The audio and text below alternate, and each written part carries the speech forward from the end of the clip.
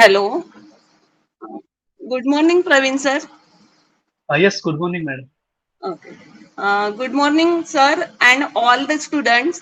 I welcome you all for today's GATE class organized under Prerna scheme. Sir, it's a pleasure to have you. Praveen sir is from Department of Computer Engineering, College of COEP Pune, and sir has total 7+ years of experience. And sir is going to deliver lecture on theoretical foundation and computer science. So, sir, please start the lecture. Yes. Thank you, ma'am. Am I audible properly, ma'am? Or do you find any kind of disturbance? No, sir. Okay, great. I'll just share my slides which I have prepared. Mm, Okay, sir. इथे share नाही करू शकत. is screen is visible, ma'am? Uh, no, sir. It is not visible yet.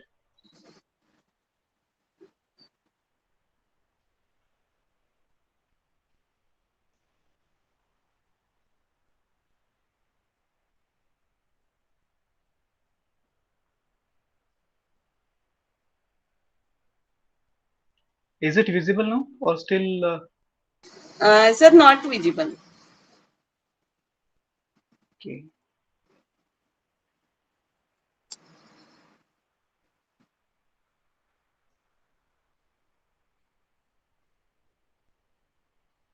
Is it visible now, ma'am?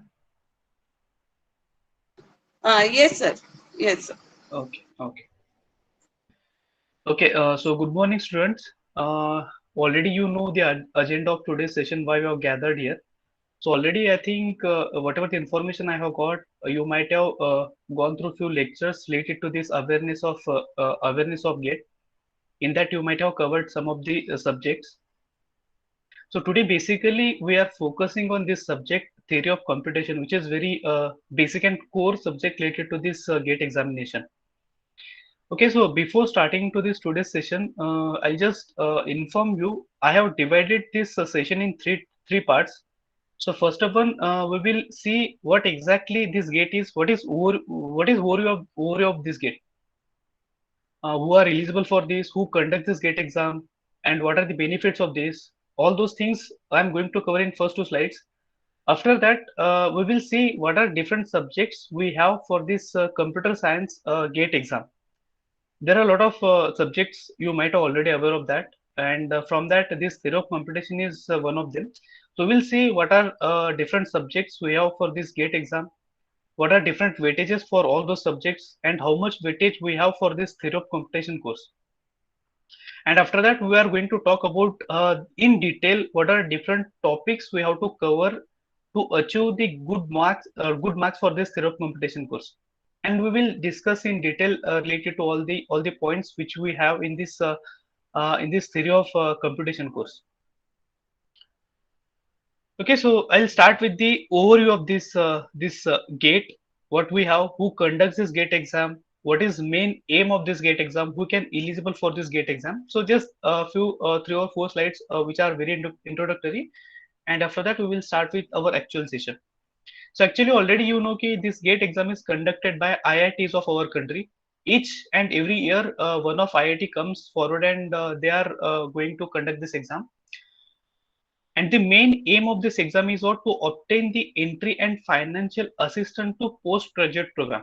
So already you aware कि once we crack this gate or once we qualify for this gate, we will get a stipend from AICTE on per month basis, and which is the financial assistance to pursue the postgraduate program.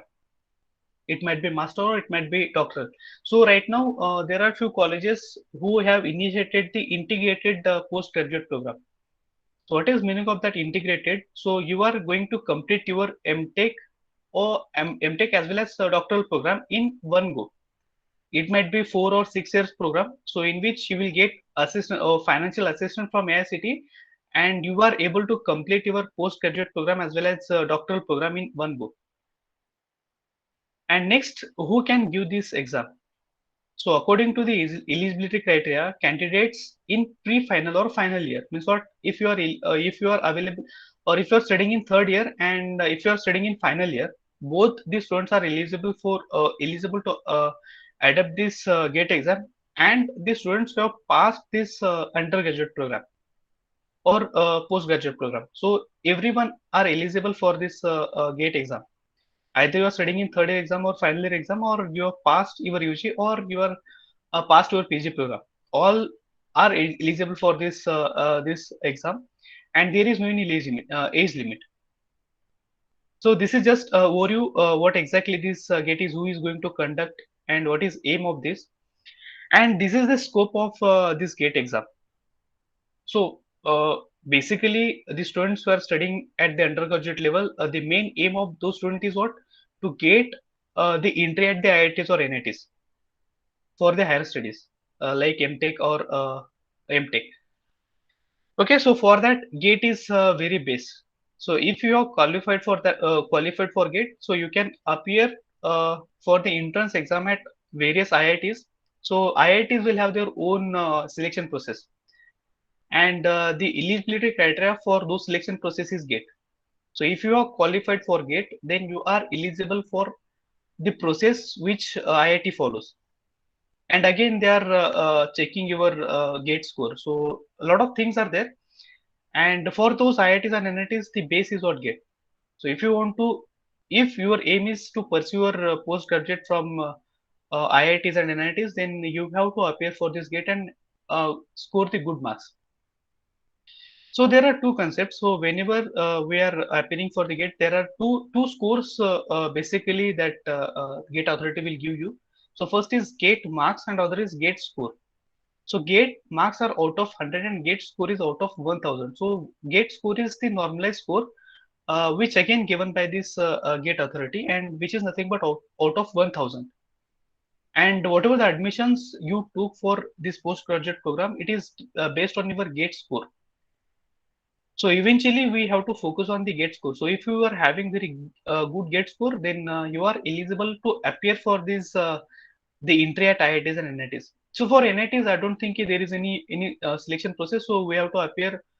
There is one common process. We have to appear for that common process to get entry at the NITs. But for IITs, yes, we have to appear for their own selection process, and the entry for that own selection process is GATE. Now, next is opportunity to study at the abroad. So there are very few universities available in Singapore and Sri Lanka, which offers you to study postgraduate based on this GATE score. Again, you already aware that there are a lot of public sector which demands this GATE score. So if you are having the valid GATE score, then you can appear for those selection process at the public sectors. Again, you will get the junior research fellowship if you once qualify that GATE. Again, it is having its own selection process, and if you are eligible for this, then you will get a monthly 25,000 fellowship stipend. Again, this state electricity board, so various states follows its own selection process, and for that again they demand your valid GATE score. Current valid GATE score. So means what, you have to appear for GATE exam and each and every year, and whatever the score you will get, that score are considered for the selection process. And this is again, you will be a researcher if you join this BARC, and they will join you as an scientific officer grade C, and here you have to work in research domain. So these are the some basic scope where you can use your GATE score, and these are the entry level to appear for all those things. So you can see what reason we need to give this GATE exam. Now next, so this is the GATE exam highlights. What exactly or what kind of question pattern or what kind of question pattern we have for this GATE exam. So already you have aware of this, so we'll go quickly for this.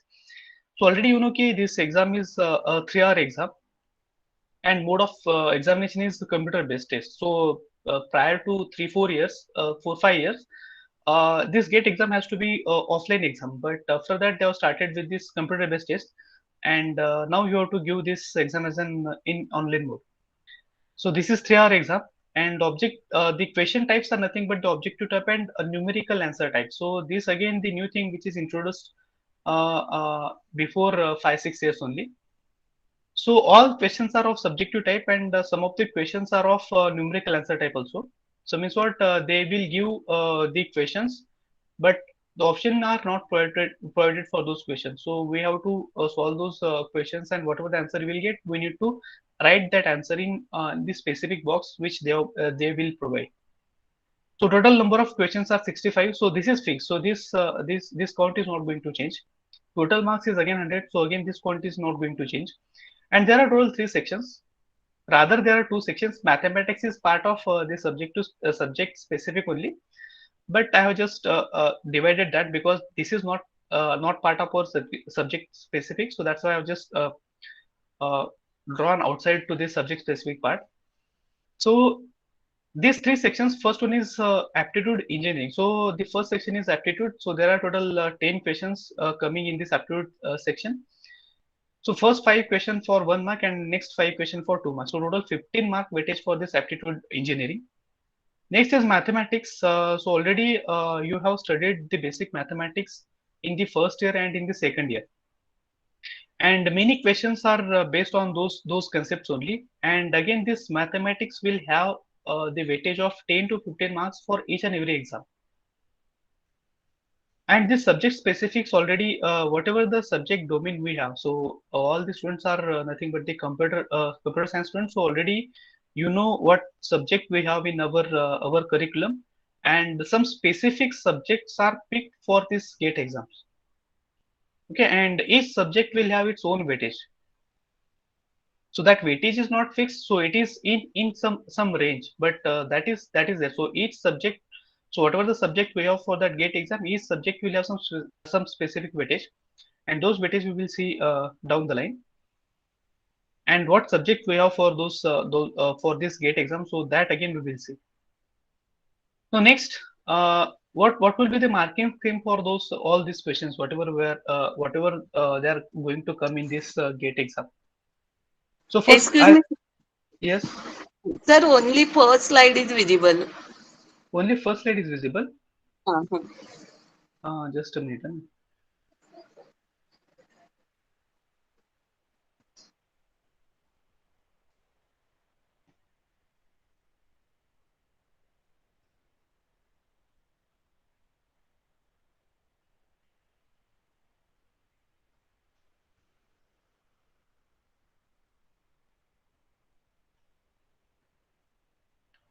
Is it visible now? Uh, yes, sir. Okay. Okay. Thank you. GATE exam highlights. Yes. These are the marking schemes which are there for the GATE exam. So there are total 25 questions for 1 marks, and each question will carries 1 mark. Okay. And if you give the wrong answer for subjective type question, sorry, objective type question, so there is the deduction of 1/3 marks for each wrong answer. Okay. And similarly, we have 2 marks question. There are total 30 questions of 2 marks. And if you give the wrong answer for the objective type question, then there is a negative of 2/3 marks. Means what, 0.66 marks are deducted from that whatever the marks you will get. And 0 marks will be awarded for unattempted questions, and whatever the numerical answer type questions are there, for those questions we don't have any negative marks. If you write any answer for those questions, then if that answer is correct, then you will get full mark, and if that answer is wrong, then there is no negative marks. So that important thing we have to keep in mind whenever we apply for such kind of exams where there is some negative weightage, then we have to be very clear which questions we need to attempt and which questions we need to leave. Because if you are getting good marks and if you are attempting unnecessary few of the questions which you don't know what exactly the answer of those questions, then you have to be very careful attempting such questions. And this pattern you have to follow for all the exams where there is some negative weightage. And already you aware ki to qualify this exam, so we need to uh, obtain the positive score, and many time that the marks is fixed 25, but depend on the response of the students, it will vary from 25 in the range of 25 to 35. Okay, so you have to score positive and that mark should be above 25, 25 in between 25 to 35 or above 35. Sometimes it will increase above 35 also. So it is depend on the toughness of your question paper. If question paper is very simple, then the cutoff range will increase from 25 to 35 also. And if that question paper is very hard, then the cutoff range is 25 to qualify. Okay. Now we will talk about this subject specific now. So the first thing was that we have talked about the overview of this GATE exam, what exactly this GATE exam is, who is going to conduct this GATE exam, where we can use this GATE exam, and after that we have just seen what are different question pattern, duration, and all those things we have seen. Now next we have to focus on this part. So actually this aptitude engineering is depend on your ability, how much good you are in aptitude, and these are the bonus. I say ki these are the bonus questions or bonus marks that every student should at least get 10 marks in this aptitude, because these are very logical questions, and it is not related to your any subject specific. So whatever thing you study for your placement part, or whatever the thing you do, all those things are coming here only, and these are the bonus marks, and you should everyone should get about 10 marks. So if you are uh, aiming to get admission in IITs or NITs, then you have to focus more on these two things. So because these are very straightforward questions, so there is no kind of logical things and all. Straightforward questions, if you know how to attempt those questions, then you will get the full marks for this. And if you observe previous 5 or 6 question paper of previous exam, then you will also came to know okay, what will be the pattern, asking pattern of the question for those this kind of uh, sections. Okay, so mathematics is again straightforward only. So there are only few topics, and we have to prepare only those few topics, and you will get good marks. So I said that this mathematics course again will have weightage of 15 marks. From that, they range from 10 to 15 marks, and in that there are a few topics. In each and every GATE exam, they will ask question on those topics only, and if you prepare those topics, then you will get 6 to 7 marks definitely.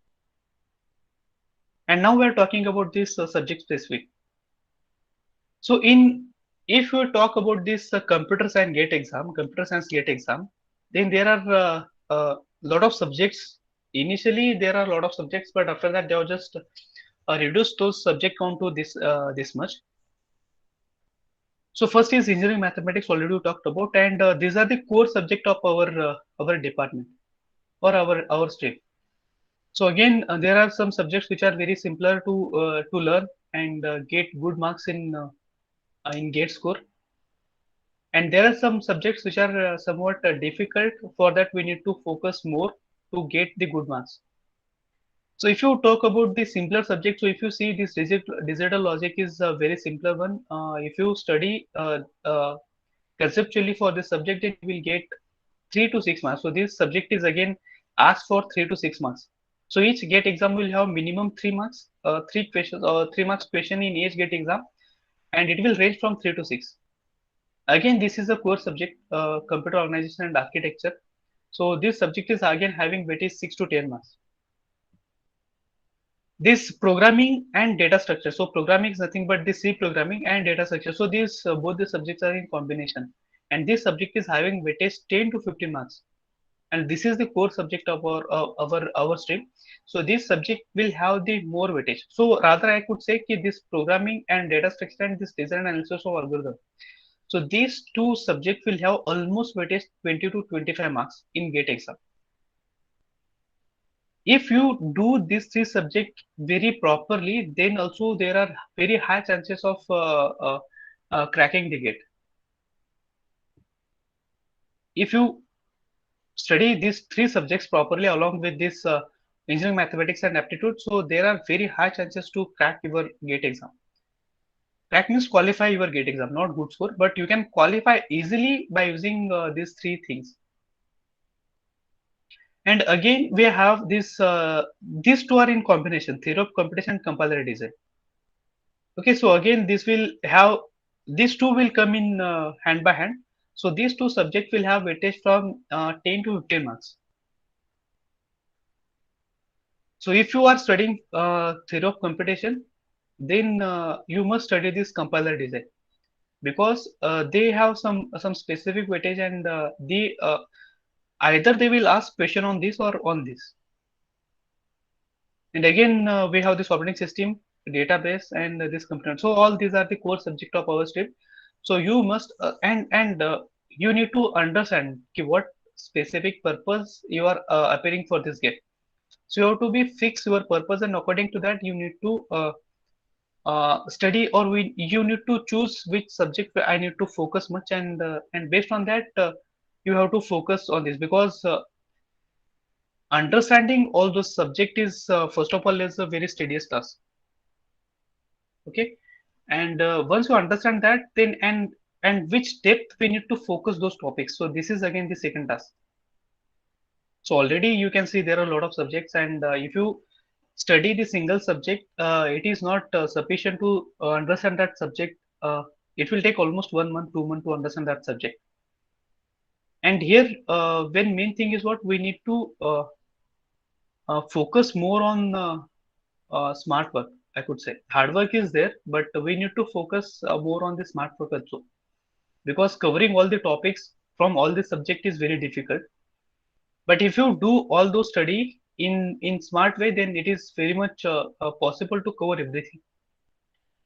The student who are aiming to score the good score in the gate, then you have to be very much specific on all those subjects, what part we need to study more, which topic we need to focus more, and which and at what depth we have to go for those topics.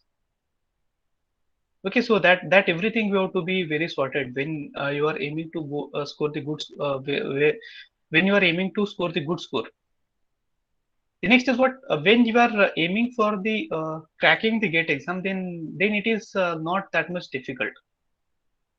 So you need to be specific about some subject, then you will easily score or you will easily crack that GATE exam.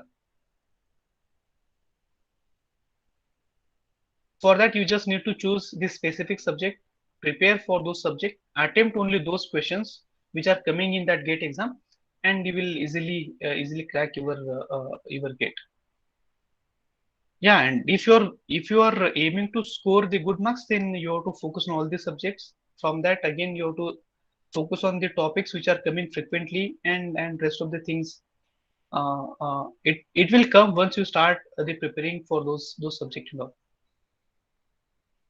Now, in today's session, we are going to focus on this course, theory of computation, specifically, because this subject is again having a very good weightage in your GATE exam. Okay, so this is the overview of this course. If you see, alone this course or alone this subject is asked for either 6 to 10 marks. So minimum 6 marks question will be there in each and every year's GATE question paper, and it is varying from 6 to 10 marks. So number of question is not fixed. Sometimes they will ask 1 mark question, 4 or 5 1 mark question. Sometimes they will ask only 2 marks question. This is varying. So we cannot control on in which area they will ask. Either it will ask for 1 mark question, or they are going to ask for 2 marks question, or they are going to ask for numerical type question. Okay, so that is not in our control. So what we have to prepare and what depth we have to prepare, that is in our hand. But each and every GATE paper will have at least 6 marks question on this subject, at least 6 marks, and it is ranging from 10 marks. And this is the syllabus for this theory of computation course. So first is regular expression and finite automata. So this topic is having 70% weightage of all the topics which you have in this course. So already you have studied this course. I believe you already studied this course. Already you know the syllabus for this course. From that syllabus, we have only specific topics to this GATE exam, and we have to focus on only those topics. And from that topics, we are having 70% weightage for this regular expression and finite automata. And this context-free grammar, push-down automata, regular and context-free languages, pumping lemma, Turing machine, and undescribability will have only 30% weightage. So I said already ki you have to be very smart when we appear this kind of exams, where we need to focus much and where we need to skip. So always I say ki it is not necessary to go through all the things of that subject. Yes, if you are aiming to score the good marks, then you have to cover everything. There is no any excuses. But when you are talking about just passing and getting some good marks in the range of 40 to 50 marks, then in that case you need to be very specific ki which topic I need to go and which topic I need to skip. So in each and every subject, there are some topics which are very tedious and it will take very large time to understand those topics. And we need to be very specific. And for that, again, we need to do some kind of studies. Ki how many times that topic is get asked in GATE exam. We need to understand how many times that is asked and what will be the weightage for that topic. And according to that, we need to realize ki whether I have to go for that topic or I can skip that topic. So that decision you have to take. No, next. So I said that this regular expression and finite probability will have 70% weightage. It means what? If this subject is asked for 10 marks for the GATE exam 22, then from that 10 marks, 7 marks are asked or 7 marks questions were asked for this regular expression and finite probability only. And rest of the 3 marks question are from this topic. Now, based on that, you can easily understand on which topic I need to focus more. And likewise, each subject will have such kind of differentiation. And that differentiation will come once you go through all the previous year question papers and what topics are they are going to ask and all those things we have to do some kind of revisioning. And based on that, you will get the good idea key in which topic I need to focus and which topic I need to focus less and which topic I need to skip. Okay, again, these are the broad terms. So this regular expression and this finite number is only the broad terms. Inside that, we are having very large things, and we will see which are those things where we need to focus much, and which are those things we need to understand. But the things which were asked very rarely in the GATE exam. So okay, so these are the topics where we need to focus more in case of automata. So already you aware of the syllabus and all those things of this theory of computation. And from that, the major things are nothing but the finite automata. So already you studied this finite automata, push-down automata, and Turing machine. So for regular languages, we design this automata. For regular languages, we are having 3 things. So regular languages can be represented in 3 ways. So first one is using this finite automata. Next one is by using regular expression, and third one is what? By using regular grammar. Okay, and in case of finite automata, we are having 3 ways of representation. So first one is DFA, second way is NFA, and third way is what? Epsilon NFA. So it is part of NFA only. But in 3 ways we can represent that regular language using this automata. And next is regular expression. Again, all these are the equivalent. Okay, so this automata, regular expression, and regular grammar all are the equivalent. We use all those things to represent only regular language. Okay, so based on that, we're having this syllabus for this automata. So first of all, we need to understand what exactly this language is. So there are 2 types of language. One is finite and the other is infinite. So here, what kind of question will come on this language? So they will specify some sentence, and based on that, we need to generate the language. And they will give the option accordingly, and we need to choose the proper answer for that question. So sometimes they will ask ki, whether this they will give or they will float the question and they say ki whether this language is finite or infinite. Finite or infinite means what? The string which are present in this language are the finite or infinite. So this kind of question will be there on this language, and understanding this language is very important. And based on that only, all these dividations are there. So this FA, this PDA, and these Turing machines are based on this language only. So we use this model to represent these languages. And these languages are divided as a regular language, a context-free language, then context-sensitive language, and the recursive enumerable language. And based on that, we're having this model. Okay. So next, so we need to focus on this concept to understand what exactly this language, how we can represent those language, what is finite language, what is infinite language. All those things we need to understand from this topic. Now next, the finite automata, we generally design this finite automata for this regular language. And this, for this, we're having, I said we can represent that in three ways. First one is DFA, NFA, and epsilon NFA. Majorly, they will ask question on construction of the minimal DFA, and they will they won't ask construct the DFA. They will ask what will be the minimum number of state to construct the DFA for this language. So this kind of question will come on this topic, DFA and minimal DFA. So construction, so they will just specify the equation, and based on that, they will ask how many number of state will be required. And majorly, what my observation is, many times they will ask the question on this number of state, number of state, number of state. That's it. Sometimes they will ask for NAT also. Okay, they will just specify the question and they will tell you ki enter answer for that minimum number of state for that uh, FA. Again, same thing for this NFA and epsilon NFA. They will specify the problem statement and they will say whether we are able to generate the NFA for this language or not. And same thing for this epsilon NFA. So I could say ki there is very rarely they will ask question on this epsilon NFA, but there are in previous occasion one or two times they were asked question on this epsilon NFA.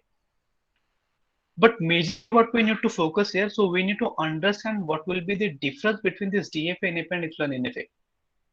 And many times there might be some kind of the theoretical question, not theoretical question, but what I can say ki properties. So whatever the properties we have for this DFA, NFA, and epsilon NFA, based on that they will ask the question. So we should be very clear about the construction of this NFA, construction of this epsilon NFA, DFA, what are the properties of DFA, when we can design the DFA. Many things are there. So in case of DFA, you have three more states. So productive state, non-productive productive state, dead state, and unreachable state. So these are the three states which are coming in case of this DFA, but those things are not available in this NFA. And based on that, number of states are going to change for those specific problems.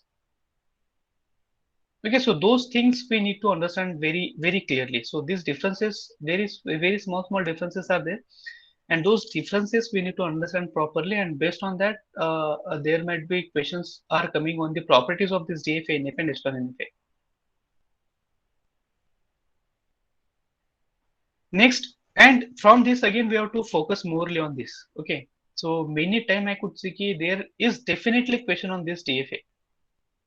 Either it is asked for 1 mark or it is asked for the 2 mark, but definitely there is a question on this.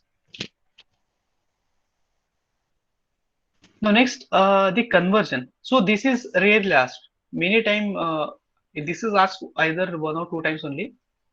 And if they were asked, they will ask some kind of property type question only. So they will say ki in my NFA there are only 5 states and I want to convert that NFA to DFA. Then how many states will be there in that DFA? So such kind of question will come. And sometimes they will give an NFA and I want to convert that into the minimal DFA. Then how many states are there in that minimal DFA? So this kind of conversion questions will be there in in the GATE exam, but I could say they were asked this question only very few times. But it is good if we have the knowledge of this conversion also. And there are total three type of conversion we have in our this syllabus. So first one is NFA to DFA conversion. Next is epsilon NFA to NFA conversion and epsilon NFA to DFA. So this is the direct conversion. Okay, so these three. So this is very good if we have the knowledge of this conversion. Now next, many time they will ask question on this complement FA. And this complementation is available only in DFA. Okay, so this complementation is not available in NFA. So this kind of things we need to understand. In which scenario we can apply this complement, and in which scenario I won't apply this complement. So if that FA is DFA, then and then we can apply the complement for the DFA, not for NFA. So complement means what? There are some questions which says not a word in that phrase. So means what? Design a DFA which do not contain ABA as a substring. So here we can check. They said कि ABA not contain ABA as a substring. So whenever you see this word not in any of this sentence or any of this phrase, then you need to understand that this question is talking about this complement of FA. And accordingly, there are some other ways to design DFA for those questions. So generally what we do, we just practice constructing the DFA for the straightforward sentences, but sometimes they will play a trick with changing that sentence in some other ways. And those change we need to observe properly. So whenever they say ki design the DFA for whenever you see the not phrase in that sentence, then we need to understand that question is talking about this complement FA, and we need to focus on this part at that time. So what is this complement FA? So we need to treat that sentence as it is, excluding that not word from that phrase. So what they said ki design the DFA which do not contain substring ABA. Okay, so in that case, what we need to do, we need to just design that DFA which accept or which contains this ABA as a substring. Okay, and after that we need to do the complement. So what is meaning of that complement? Just convert final state to non-final and non-final to final. So that is the only meaning of this complement FA. Just converting final state to non-final and non-final to final, and that is your complement FA. And this will help us many times, because they have asked this kind of question previously many times, because deliberately they will introduce that not word in those sentences, and they try to confuse us. And always see, whatever the state you have in normal DFA, that much state you will have in your complement DFA. So number of state is not going to change in that case. So what is the changing parameter? The final state and non-final state. Okay, so that is the only thing you have to remember. Now next is the compound automata. So again, this is very important. Many times they have asked question on this compound automata, or rather I say in each and every GATE exam or in alternate GATE exam, you will find the question on this compound automata. So what is meaning of this compound automata? So whatever the question pattern we have seen in previously, so these are the single sentences. Means what I said ki I need to construct the DFA which contains the AB as a substring. So here we can say ki this is very straightforward and single sentence. But there are some problem statement where we need to combine more than one automata. Means what? If you see this this problem statement, I need to design the FA where which will accept the even number of A's, and length of that string is even number of A's, and length of that string is 4. So this is the problem statement. Here you can say there are the combination of two things. So first one is what? The problem statement says it will accept all the even number of A's, and length of string should be 4. So length of string should be 4 means what? This is the second sentence. So in that case, we need to design DFA separately for both the sentences. So first DFA we are going to construct for accepting the even number of a's, and second DFA we are going to construct for the number of length exactly 4. And next is what we need to combine both the things. And this is called as a compound automata. And likewise, many time they have asked question in the GATE exam. If you want to clarify all the concept related to this, then we need to understand what exactly that problem statement is, and we need to, and in which way we need to answer those questions. So see, we are having very limited amount of time to answer those questions, first of all, and we need to understand ki in how many, or in short way, how we can give answer for those questions. So sometimes they will ask very big problem statement, and we need to understand whether we need to attempt for those question, or we are going to skip that question. If that question taking the lot of time to solve that, then ultimately you need to make a decision. So sometimes they will ask those kind of question deliberately. So I'm saying that point. Why I'm saying this point here?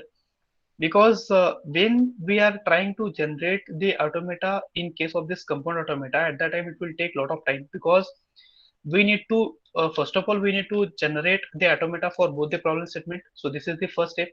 Next step is what? We need to merge both the automata. This is second step. And third is what? We need to check for minimal DFA. Again, this is the third step. So in that case, we need to spend a lot of time to get the answer for that problem. But definitely they will ask this question for 2 marks. Okay, and it will take a little bit more time as compared to the other questions. So in that case, we need to be very specific, and sometimes deliberately they will ask some larger or difficult problem in this topic. But definitely there is a question based on this. So we need to be specific whether by looking at that problem statement, whether we are going to get answer in 5 or 10 minutes. If that answer is coming in either 5 or 10 minutes, then it is good to attempt that question. If you find ki it is taking a bit longer, then you need to understand, because we need to cover all those 65 questions, right?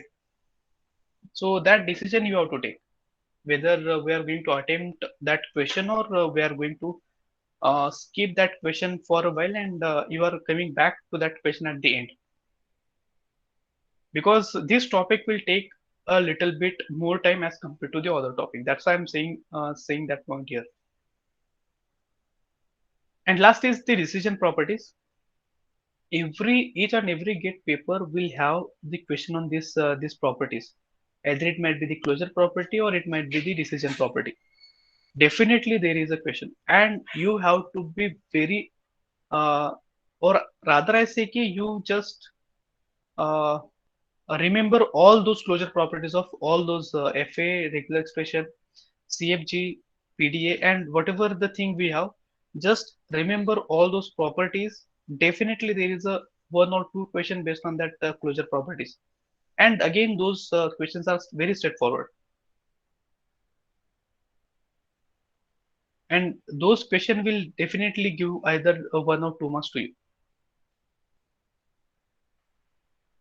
So this is the syllabus which we have to focus morely in case of this automata. And from that, again, we have to focus whatever the highlighted things we have. And many times we have to focus on this DFA, complement FA, and compound automata and decision properties. And again, the properties of all those automata. Because sometimes they will ask some theoretical question based on this property also.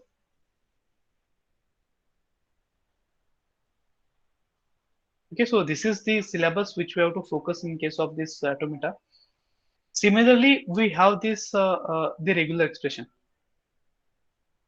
So here, I said that this automata and regular expression will have total 70% of weightage for this theory of computation course. And from that, if you see, only few topics we need to prepare very properly to get the good marks for this course. So in case of this regular expression, so whatever the question are coming in the examination is of this type: construction, simplification, and comparison. So they will specify some sentence and they will try to tell you what will be the regular expression for this sentence, and they will give the option, and accordingly we need to choose the correct option. And many times you could see ki, the options are also look like very similar. So in that case, we need to be very sure about the properties of this regular expression or simplification of this regular expression. So sometimes what they say ki what will be the simplified regular expression for this problem statement. So in that case, we should know how we can simplify those regular expression. So sometimes they will simply give the regular expression, and they will give option the simplified regular expression, and they will say ki choose the simplified regular expression for this regular expression. So at that time we should know how we can simplify that regular expression. And in case of comparison, what they will do, they will just give one kind of regular expression, and they will say ki what will be the similar expression for this regular expression. So at that time, we just need to check what kind of language that given expression will produce. And based on that, again, we need to check all the options which are available in that question. And based on that, we need to check ki which is the appropriate answer. So many times they try to bluff in this question. But we need to just try to generate the language for all the expressions which we have in that question. And based on that, we need to choose the appropriate answer. Okay, so these kind of questions are asked previously for this regular expression topic. So after that, this equivalence between F and regular expression. So already I said ki whenever we talk about the regular language, at that time that regular language can be represented in three ways. So first one is finite automata, regular expression, and regular grammar. So all these three are equivalent. So we can convert one form to other form, and based on that we are having the questions. So here you can say we can convert the finite automata into the regular expression and regular expression into the finite automata.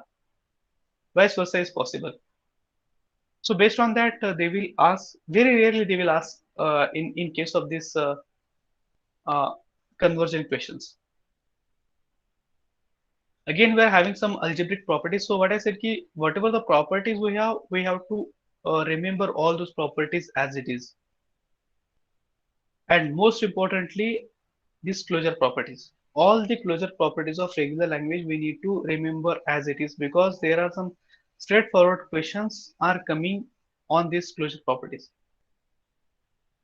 And there we don't need to solve anything. We just need, if you know uh, the closure properties of this regular language, then you will be able to attempt that question. So there is no any kind of trial and error basis we need to apply. If that question is some kind of numerical, then we can apply some trial and error basis. But if that is a factual question, then we cannot go for trial and error basis. So in that case, that memory will help us. Whatever the thing we have remembered, which that thing are that thing is going to help you to answer that question.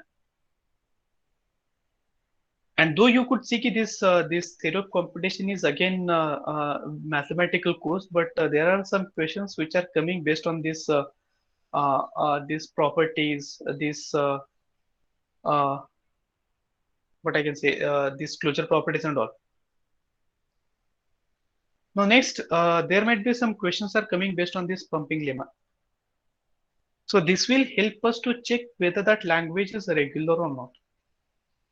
But we don't need to apply the pumping lemma every time for those kind of questions.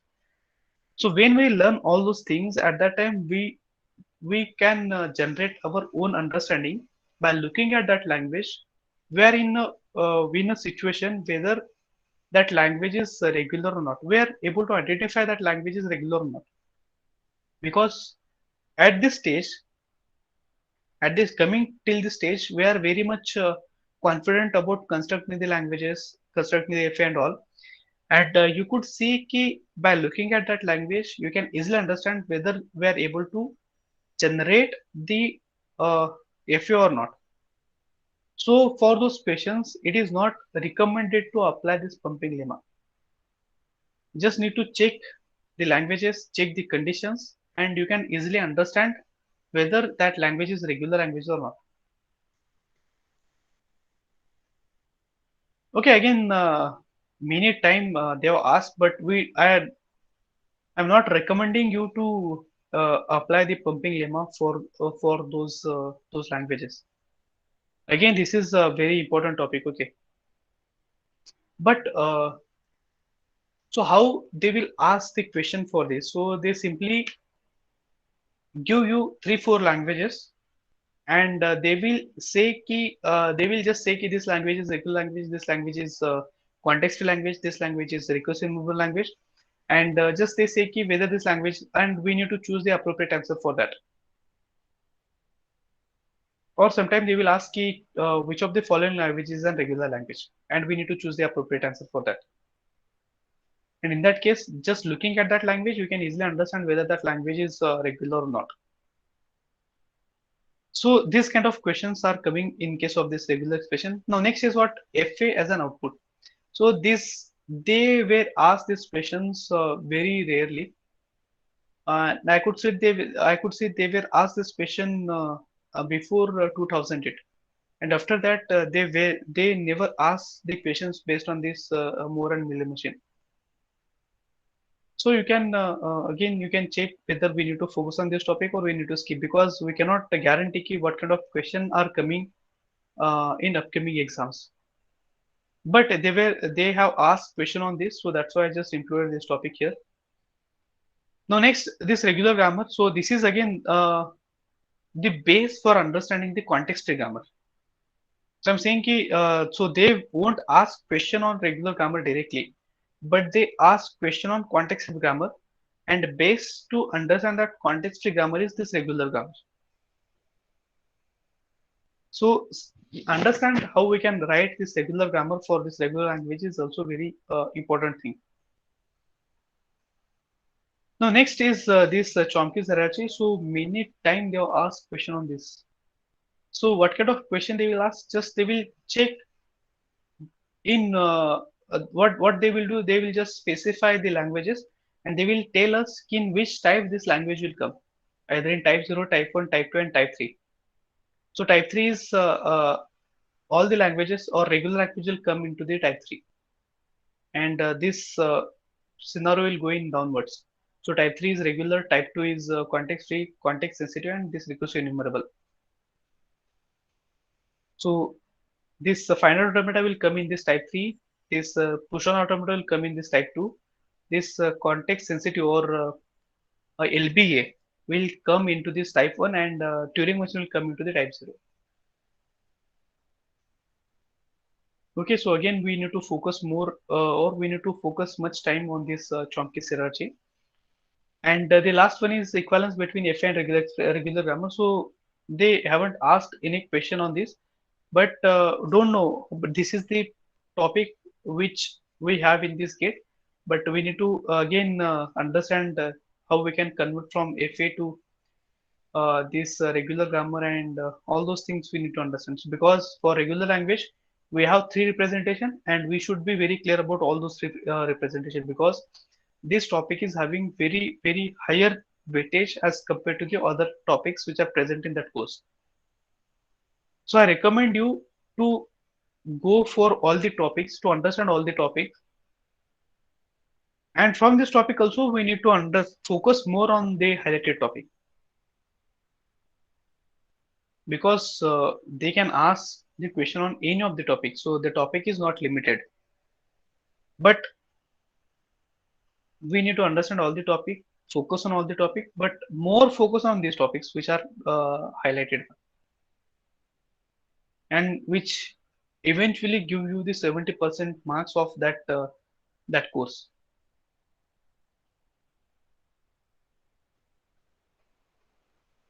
And the next the second phase of this course is this CFL CFG, PDA, and Turing machine and undecidability. And this is having the 30% weightage according to our discussion. And again, from this, we have to focus. And here you need to take a decision key in which topic you are going to spend a lot of time, because here topics are limited and you have to choose those topics very properly. So here I said that this context-free languages can be represented in two ways. Either it is in CFG and PDA. Only two ways are there to represent this CFL. And we said ki in case of regular language we have three ways.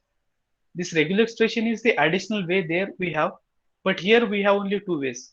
We can represent this CFL using CFG and PD only.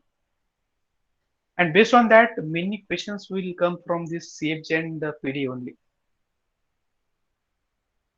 Okay, so what kind of question will come there? So they will give this context-free language, and they will say ki whether we are able to generate PDF for this or not.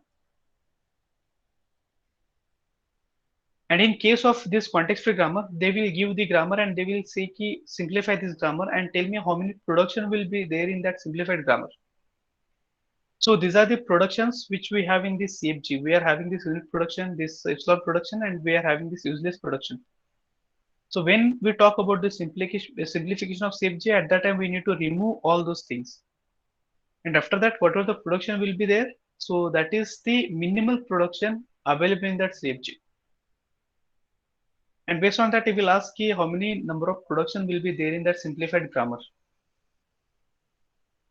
So for that, we need to understand what is this unit production, what is this null production, what is this useless production and all. Now we are having two normal forms in case of this PDA. First one is CNF and other is JNF. So these two forms are related to this context-free grammar only. So context-free grammar can be represented in two forms, either in CNF or in GNF. And based on that, they might be telling you to convert that CFG into CNF or in GNF. And based on that, we have the questions. So there are some kind of restrictions when we generate the grammar or when we write the or when we produce the grammar. And those restrictions are in the form of this CNF and JNF. So we need to focus on these two grammars. And they were many times they have asked the question on this also. Next is the decision properties. So I already said we need to remember all these properties as it is. We don't need to do much thing in this case of properties because there are straightforward question on these properties. Next, construction of PDA. So there are two ways to construct the PDA, and based on these two ways, there might be questions are coming. So first way is what? Accepting that the context-free language by using empty stack mechanism or by using final state mechanism. So there are two ways to design the PDA for that context-free language. So already we know that PDA is having one stack. Okay. So what extra we have in case of FA? FA is memoryless. We don't have any extra memory in FA. We are having only state and we need to design the FA using that state only. But in case of PDA, we have the extra memory in terms of stack. And we have one stack. Okay, and based on that, we are having two ways of acceptance of that context-free language. So first way is what? Accepting that language by using empty stack. And second one is what? By using this final state mechanism. So see, if you are accepting that language using that empty stack, then definitely there is some procedure exists to accept that language by using this final state also. But procedure is different. Okay, so that procedure we need to understand, and based on that we need to answer those questions. Okay, so next, like we have that DF and NFA in case of FA, the same way we have deterministic push on automata and non-deterministic push on automata in case of this PDA. But here we need to understand the difference between this DPDA and NPDA. So in case of FA, we are having DFA and NFA. Okay, so for each and every regular language, we can construct DFA as well as NFA for each and every regular language. Okay, we have DFA as well as NFA. But in case of this context-free language, we cannot convert DPDA for all the CFLs. So that is the basic difference which we have in case of this DPDA and NPDA. So what I said, for a regular language, we can construct NFA as well as DFA for all the regular languages. But this is the not case in case of this DPDA and NPDA. Okay, so that difference we need to understand here. For which context language we can construct the DPDA, for which context language we can construct the NPDA. For all the context language we can construct the NPDA, but for all the context language we cannot construct the DPDA. There are only few languages for which we can construct this DPDA, and based on that only we are having the question on these two things. And many times they have asked the question on this DPDA and NPDA, so you have to focus more on this topic. For which language we can construct the DPDA and for which language we cannot construct this DPDA. If that context-free language is having the prefix property, then we can construct this DPDA. So that is the property which we need to check in case of that context-free language. And we need to dive deeply in that property to understand what exactly that property is and how to check whether that CFL is having that property or not. If that CFL is having that property, then definitely you can construct DPDA for that context language. And if that CFL is not having that prefix property, then you are not good, and it is not possible to consider that DPDA for that CFL. But for every CFL, we can construct the NPDA. Okay, so that conceptual thing you need to understand first, and based on that, you need to go deep in that things. And based on that, you can answer those questions. So questions can be asked in many ways on this topic. So we need to focus on those concepts properly. And once you clear with those concepts, then if that question comes in any way or any pattern, we can answer those questions easily. And the same case for this conversion. So equivalence between PDA and CFG is nothing but the conversion between PDA and CFG. So here also they have asked some question on this. So what kind of question they will ask? So in case of CFG, majorly they will ask how many number of productions will be there in that context grammar, or they will tell you the CFL and they will say ki, what will be the context grammar for the CFL. So that kind of questions are coming. But when we talk about this conversion, so we can convert that PDA into CFG and CFG into PDA. And once they will give this PDA and they will say ki convert that PDA into CFG, and they will ask only how many production will be there in that CFG of this equivalent PDA. They are interested in only this count. They are not interested how we are going to convert and how many. So these things are not there. They just interested in the count. In the same case for this CFG to PDA. And very important is closure properties of both CFL as well as DPDA.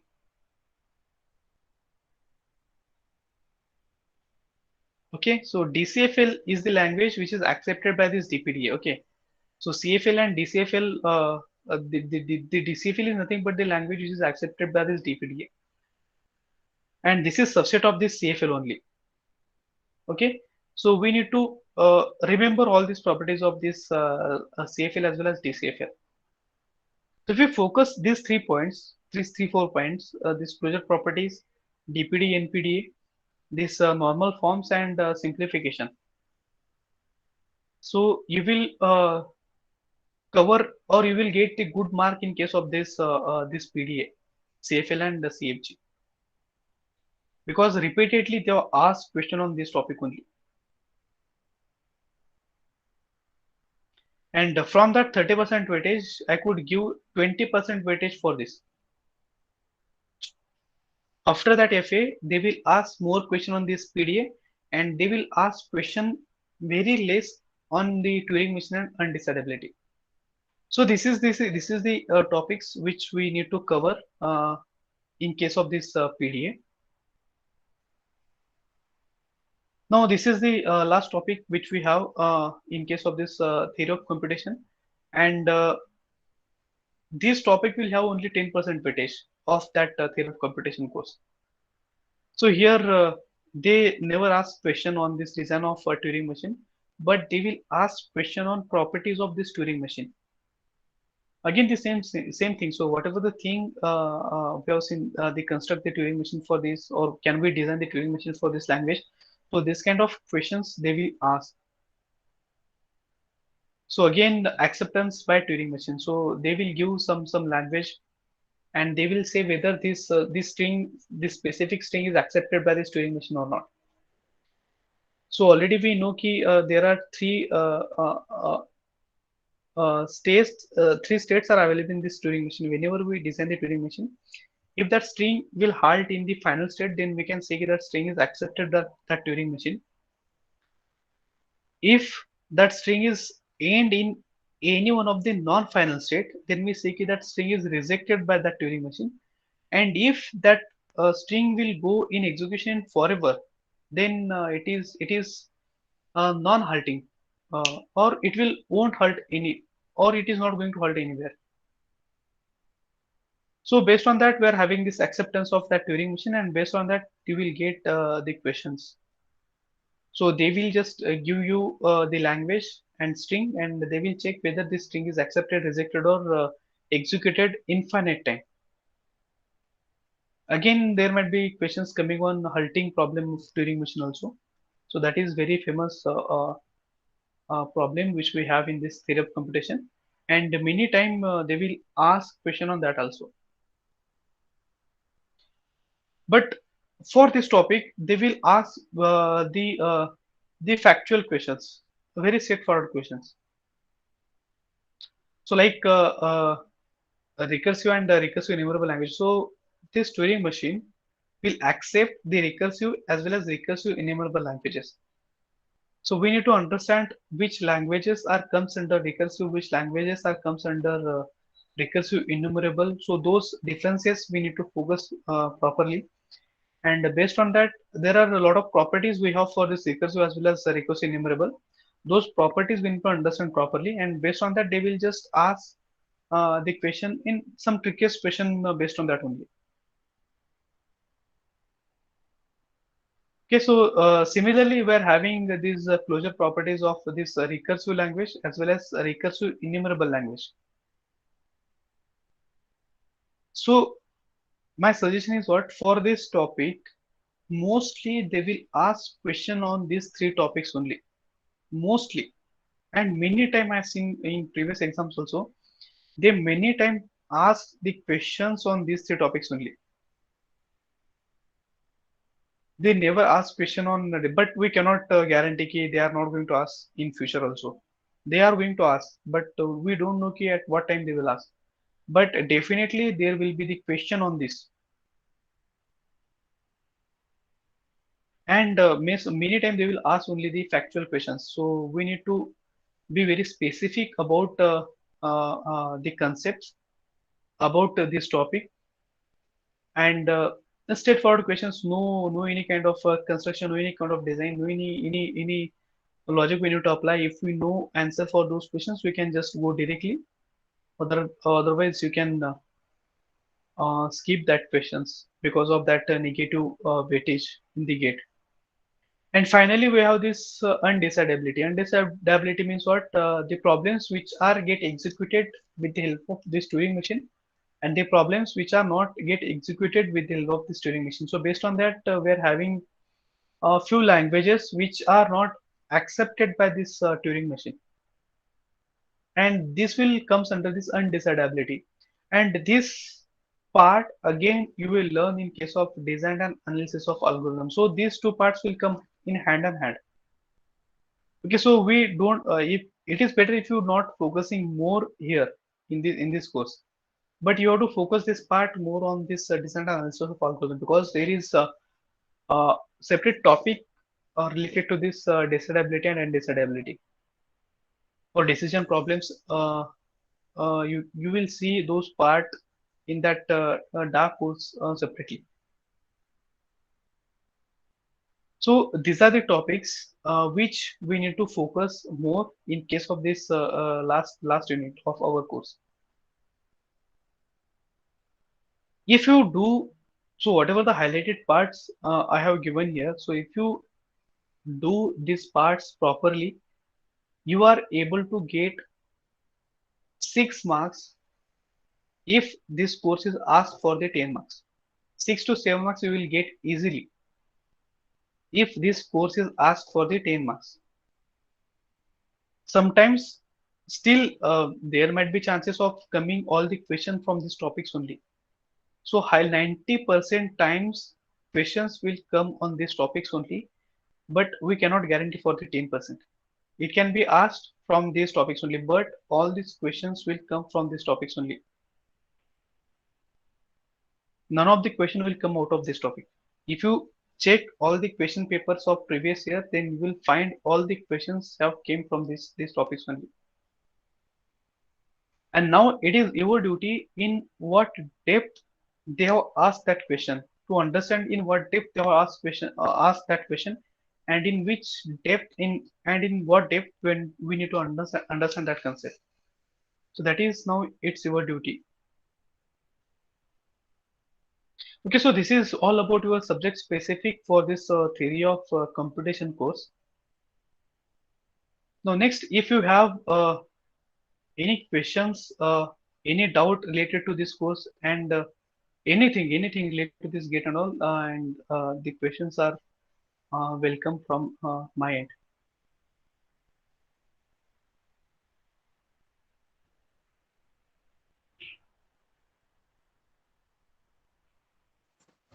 Thank you, Praveen sir. Yes, thank you. So I hope all the students understand what the sir tell you. So if you have any queries, so you can ask the sir. Yes, anything related to gate or other than this, if you have any doubt, then you can ask, or any point from this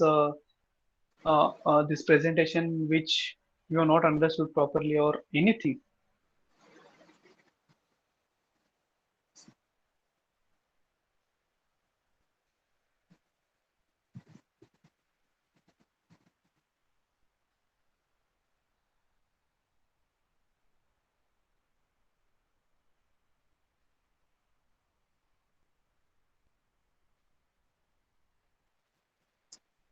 Anyone have a doubt?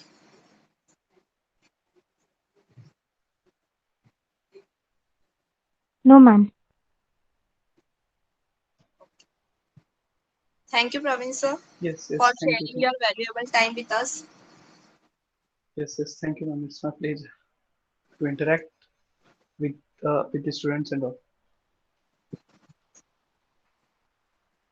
Thank you. Yes. Shall I leave the session, ma'am, now?